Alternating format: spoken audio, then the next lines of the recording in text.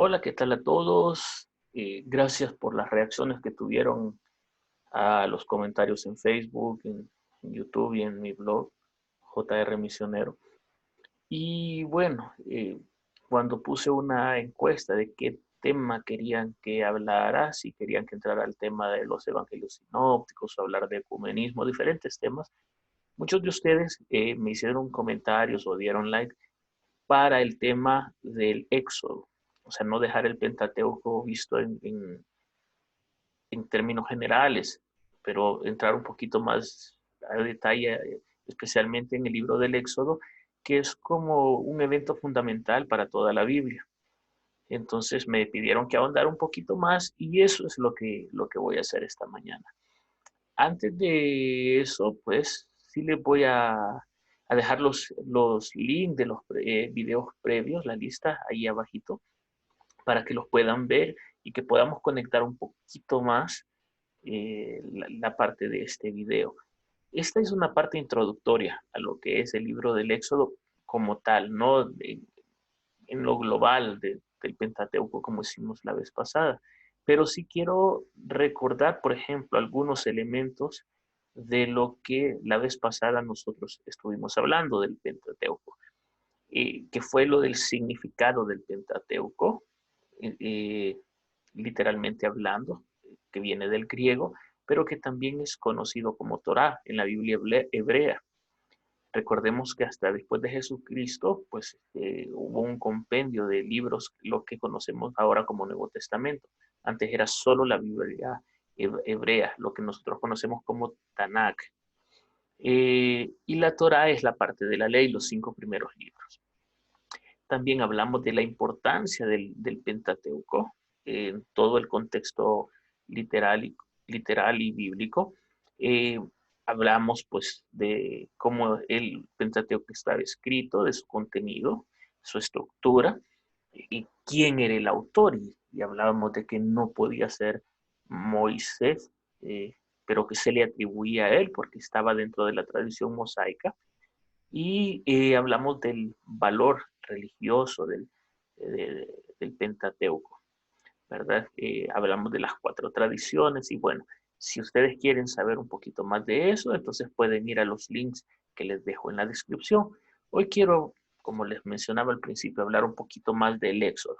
Y lo primero es recordar o retomar que Éxodo es un evento fundamental no solo para la gente de Israel, pero para nosotros como cristianos también.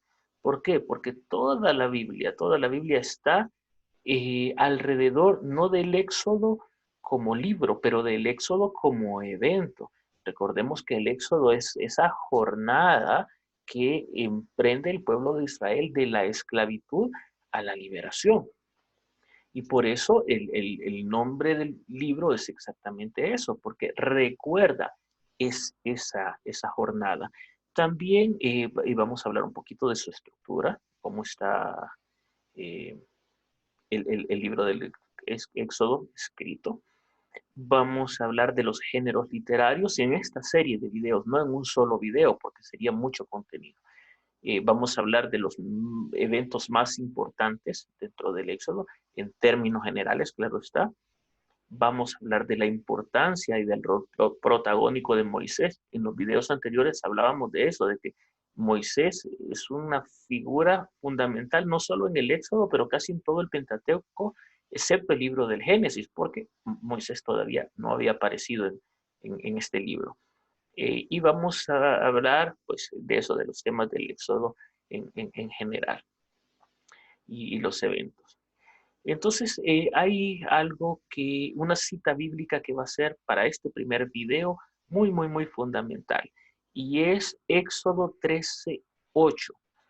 ¿Por qué? Porque Éxodo 13:8 dice, ustedes les harán saber a sus hijos o le harás saber a tu hijo que en un día como hoy o en este día estamos haciendo esto, refiriéndose a la Pascua, recordando lo que Dios hizo por nosotros cuando nos sacó de la esclavitud de Egipto.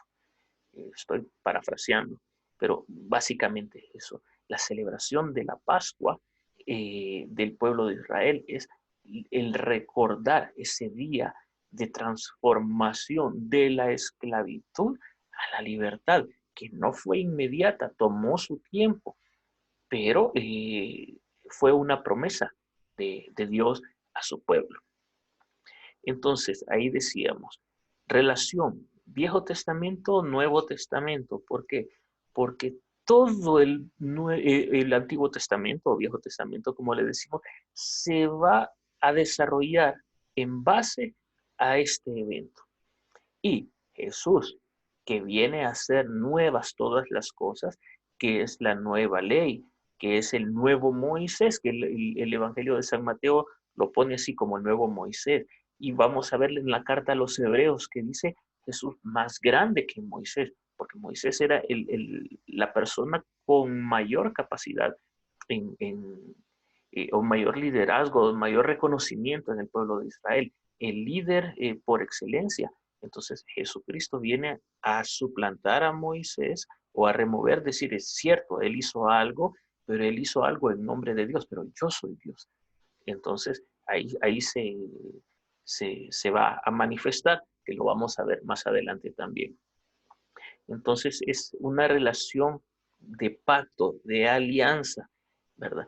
Lo que se hizo en el Sinaí, Jesús no viene a cambiarlo, pero viene a darle mayor sentido. Y en el Evangelio de San Mateo, de nuevo, Jesús mismo dice, yo no vengo a sustituir la ley, porque la ley viene de Dios, pero vengo a darle un claro entendimiento, vengo a llevarla a su máxima expresión. Cuando él entra en argumentos, en discusiones con los fariseos. Entonces viene a renovarla, a cumplirla, a traerla a su completa realización. Entonces, la Pascua, la cena pascual, Éxodo 13:8, recuerden esa cita bíblica que es muy importante. Entonces, ¿cuáles son los mayores eventos en el libro del Éxodo? Número 1, liberación.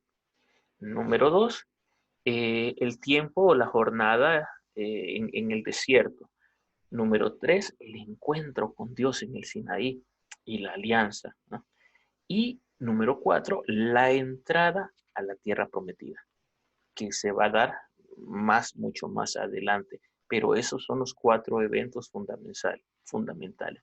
¿Y cómo está estructurado? Hablando de capítulos y versículos. Desde el capítulo 1 hasta el capítulo 15, versículo 21, es la historia de la liberación del pueblo de Israel. Del capítulo 15, versículo 22 al todo el capítulo 18 es el camino del pueblo de Israel después de la liberación de Egipto a través del desierto hasta que llegan al monte Sinaí y donde se da el pacto, la alianza, los 10 mandamientos, que es la tercera parte. Capítulo 19, el comienzo, versículo 1, hasta el capítulo 31.